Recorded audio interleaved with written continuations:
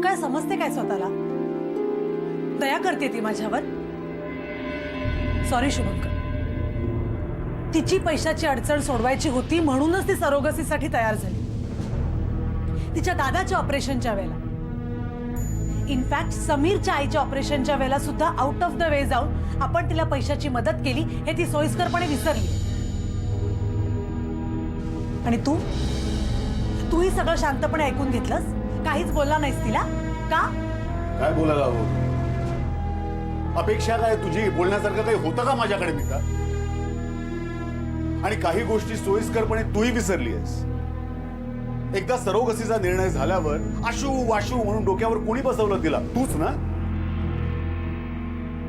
असं एखाद्याला कालपर्यंत डोक्यावर बसवायचं की बाई ग आम्हाला तुझ्याशिवाय तारणारं कोणीच नाही, आणि आज तिला सांगायचं आता आमची गरज संपली, तू आमच्या घरनं निघून जा. बरोबर आहे? गीता, हे तुला पटत असेल, मला पटत नाही. यात न पटण्यासारखं काय आहे?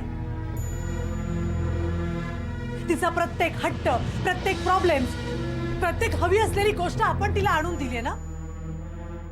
आणि आता सुद्धा आपण काही तिला वाऱ्यावर नाही सोडणार. तिला आणि तिच्या बाळाला आरामात आयुष्यभर राहता येईल एवढे पैसे देणारच आहोत ना. पैसे दिले म्हणजे सगळं झालं? पैसे मागत ती आपल्या दारात नव्हती आली, आपण तिच्या दारात गेलो होतो. तिच्या अडचणीमुळे ती हे सगळं करायला तयार झाली, विसरू नकोस. पण तुला हे सगळं का आठवतं? कारण दोन्ही बाजूनी जिंकणार तूच आहेस ना.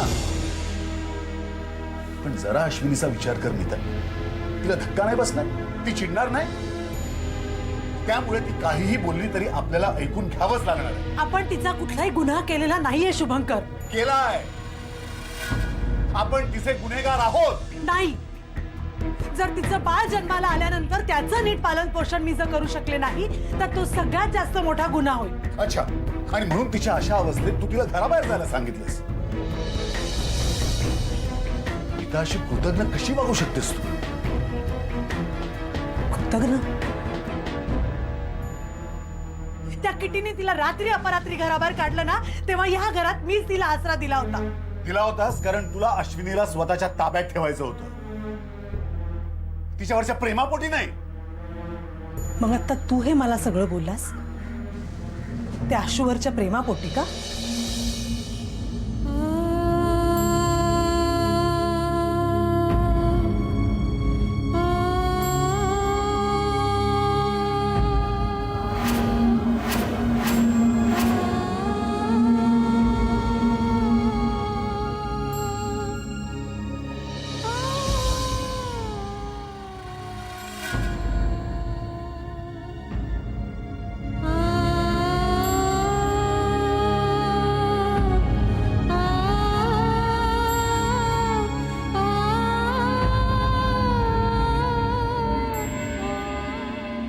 म्हणाली बाई तुला?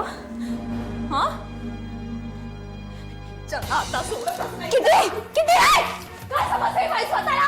हा? माझं म्हणते काय बघतो वाटलीला? ती वाटते कसं वापरून घ्यायला? मी शांत बसणार नाहीये. तुला बोलायचं नसेल ना, तू बोलू नकोस. जायला जेवढी मोठी घरे ठेवता ना तेवढी मोठी मला ठेवा. अरे कचरा वाटली का माणसं? तेव्हा वाटते तेव्हा जवळ गेला. हा? आणि आता उकिडा सोडून देते. किती शांत. हे बघ, या आयुष्यात जगायचं असेल ना, शांत बसून जगता येत नाही. तुला शांतपणे जगायचं असेल ना, तू जग. मी बोलणार. हा? किती बाई किती. प्लीज शांत बस, प्लीज. मी हात जोडते, प्लीज.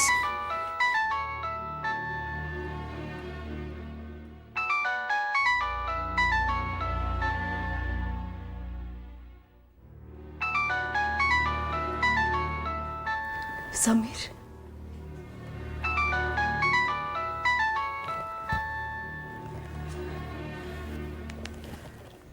हॅलो. आशू, तुझ्या पाठबळावर एवढे दिवस परिस्थितीशी दोन हात करत होतो मी. एक नोकरी गेली की पुन्हा दुसरी शोधत होतो. पण आशू, आता घर पण गेलं ग.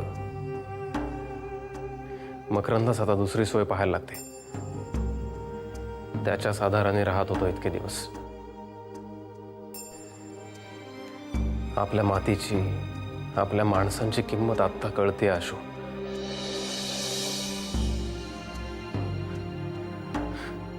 तिथं निदान डोक्यावर छप्पर तरी मिळतं, राहायला घर तरी मिळतं.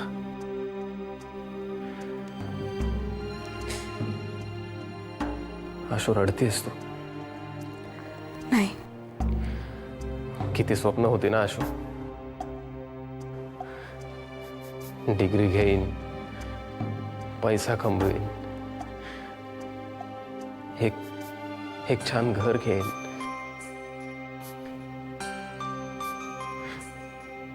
तुला आणि आईला सुखात ठेवीन.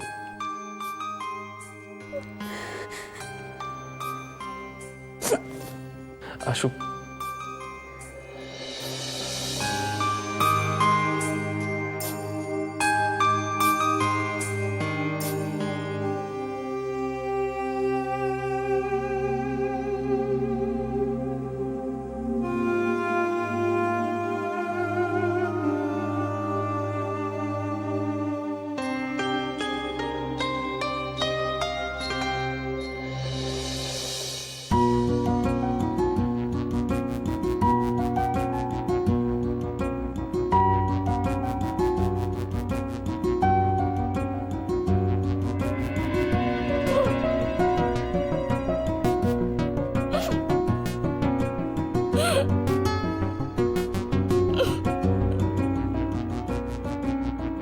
मी आहे की नाही, आपण केलो.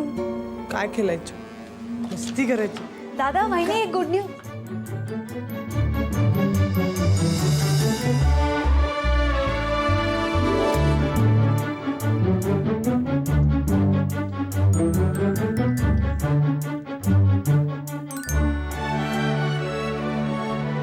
सॉरी, मी बहुतेक चुकीच्या रूममध्ये आली आहे. माझी वहिनी इथेच आहे, शेजारच्या रूममध्ये. दोन्ही रूम सारख्या दिसतात ना, म्हणून थोडा गोंधळ झाला. It's okay. गुड न्यूज घेऊन आलायत ना, चांगली गोष्ट आहे.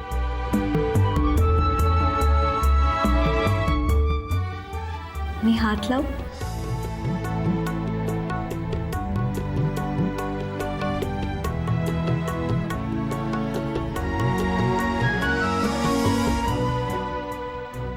ऑफकोर्स. आईच्या कुशीत कोण बसले छान छान, मज्जा येते. काय झालं, झोप आली? काय झालं, झोप आली का भूकू लागली? हो ग.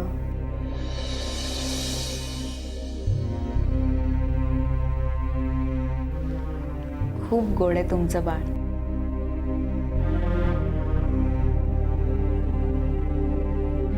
तुम्ही खूप भाग्यवान आहात. एक मिनिट.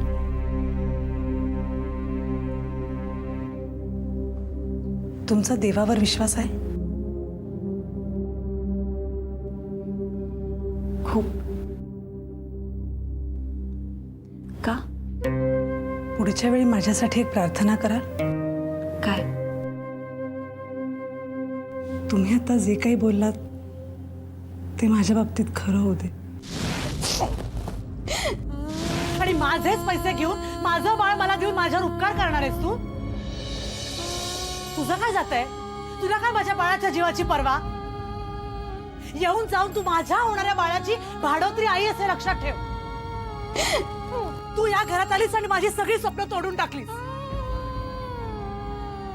इतकी वर्ष किमान एक खोटं स्वप्न उराशी घेऊन जगत होते की कधीतरी मी आई होऊ शकेन.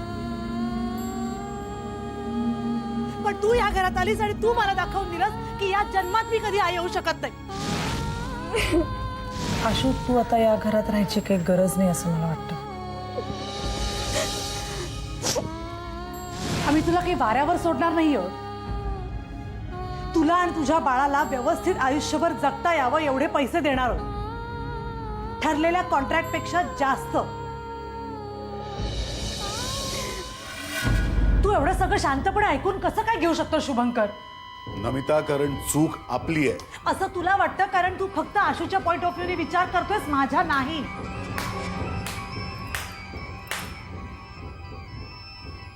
काय गे नमिता,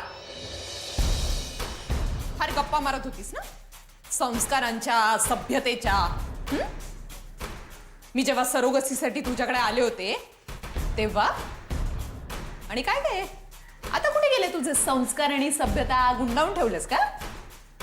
सारखी आशू आशू करत गोंडा घोळत होतीस तिच्या पुढे मागे. माझी सावली सुद्धा नको होती तिच्यावर तुला. आणि आज आज वाऱ्यावर टाकायला निघाली आहेस. तुझी गरज संपली तेव्हा. कोणाची गरज संपली? तोंड सांभाळून बोल किटी. गरज फक्त मला एकटीला नव्हती, आशूलाही पैशांची तितकीच गरज होती म्हणून ती तयार झाली. आणि या मधल्या काळात किमान 10 वेळा तरी तिने या घरातनं बाहेर पडण्याचा, स्वतःला संपवण्याचा, प्रेग्नन्सीतनं बाहेर पडण्याचा प्रयत्न केला. हे तू सर्रास विसरलीस. आणि एक गोष्ट लक्षात ठेव, जर पहिल्या काही दिवसात समीरने 10 लाख रुपयांची व्यवस्था केली असती ना, तर आशू या सरोगसी प्रकरणातनं कधीच बाहेर पडली असती. प्रत्येक जण आपापल्या गरजेनुसारच वागत असतो किटी. आणि किमान तुला तरी हे मी शिकवायला नको, कारण तुला पैशाची गरज होती, तुला चैनीत राहायचं होतं म्हणून तू सुद्धा सरोगसीसाठी तयार झाली होती. त्यामुळे तू आम्हाला काही शिकवू नकोस. आता मी जे काही करतेय ते सगळ्यांसाठीच योग्य आहे.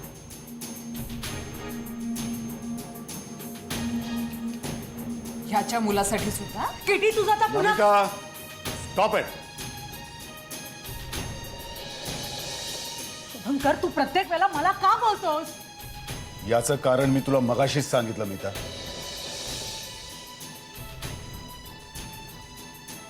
चूक आपली आहे म्हणून.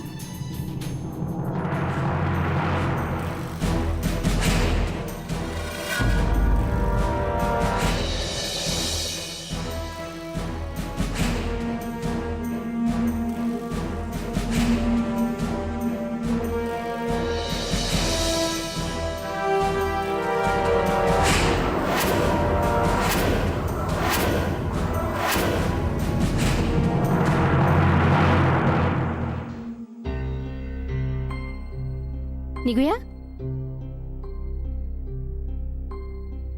अहो काय हे, आपण आता जातोय ना प्रधानांकडे. तिथे गेल्यावर आपल्याला कळणारच आहे अश्विनी मुंबईत आलेली आहे की नाही ते. आणि जर ती मुंबईला आलेली नसेल तर आपण तिला भेटायला बंगलोरला जाऊया. तुमची ना तगमग मला खरंच बघवत नाही. आयुष्यात पहिल्यांदाच एवढा अस्वस्थ झालोय मी.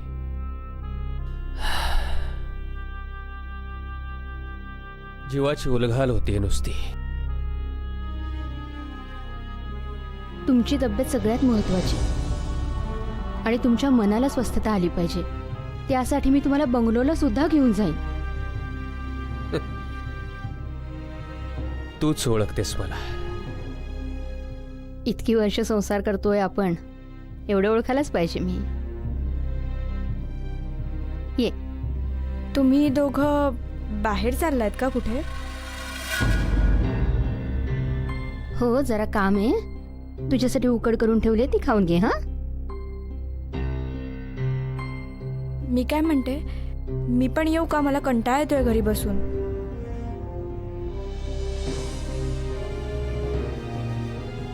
नको मालिका. अगं तुझा गृहपाठ असेल, क्लास पण अभ्यास असेल ना. आणि तू जर आमच्या बरोबर आलीस तर दुष्यंतकडे कोण बघेल? त्याच्याकडे बघायला हवं ना कोणीतरी. बरं, चाललायत कुठे तुम्ही दोघं?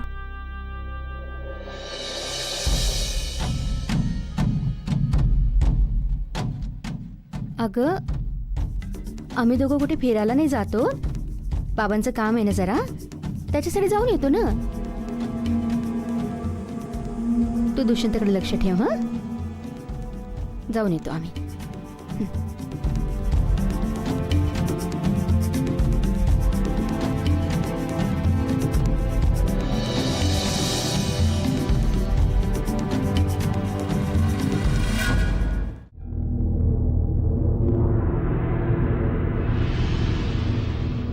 किटी, मी बाळाची काळजी घ्यायला तयार आहे. अश्विनीची सुद्धा मी नीट व्यवस्था लावीन.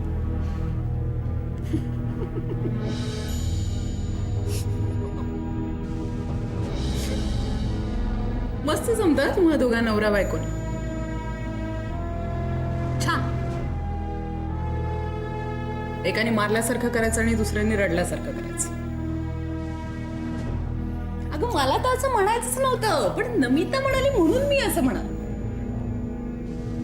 कणा नाहीये रे तुला, कणा नाहीये. बायकोच्या पदराआड लपणारा भेद्रट आणि भेकड माणूस असतो. किती कोणाशी बोलतेस? तोंड आवरून बोल. कळतंय तुला? सभ्य चोरांशी, सभ्य चोरांशी बोलते, कळलं? पण काय आहे, चोरांचे सुद्धा काही नियम असतात. पण तुमच्यासारखे चकचकीत आणि पांढरे कपडे घालणारे जे चोर असतात ना, त्यांना फक्त पाठीत खंजीर खोपसायला तेवढं जमतं, दुसरं काय जमतं? देवारात बसवायला निघाला होतात ना आशूला, आणि आता आशी वाऱ्यावर टाकताय. अरे माझा सरोगसीचा अटेम्प्ट जेव्हा फेल गेला होता ना, तेव्हा वाईट वाटलं होतं मला, पण आता खूप बरं वाटतं. ते बरं झालं असतं. आशूचं सुद्धा अटेम्प्ट फसला असता ना, तर खरंच बरं झालं असतं. इतकी कोंडीत पडणारी सिच्युएशन तिला फेस करावी लागली नसती. तुम्ही पाडलाय तिला कोंडीत. किती मी म्हटलं की अश्विनीची व्यवस्था मी करेन.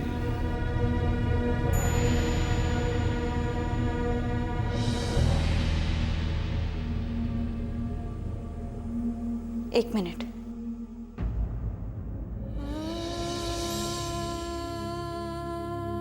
त्याची काही गरज नाही.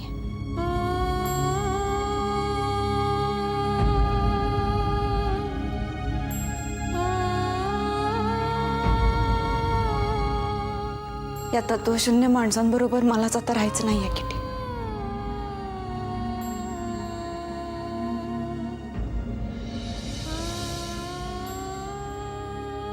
अश्विनी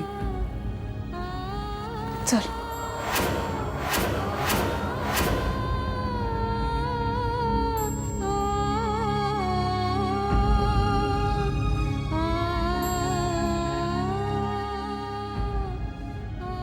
तू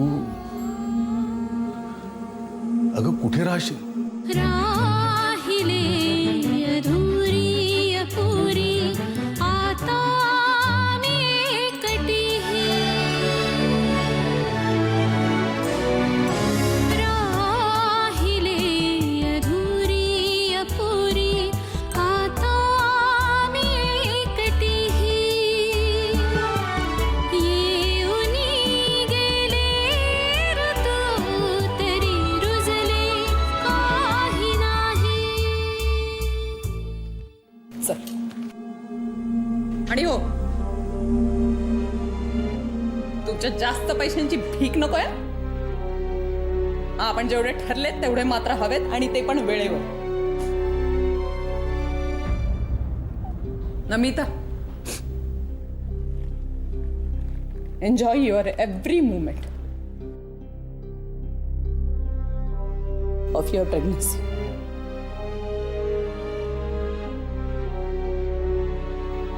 आणि हो, विश यू गुड लक.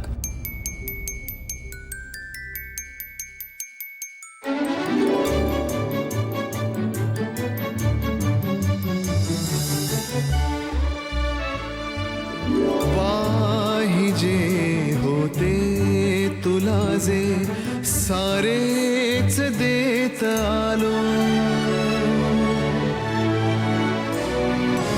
पाहिजे होते तुला जे सारेच देत आलो.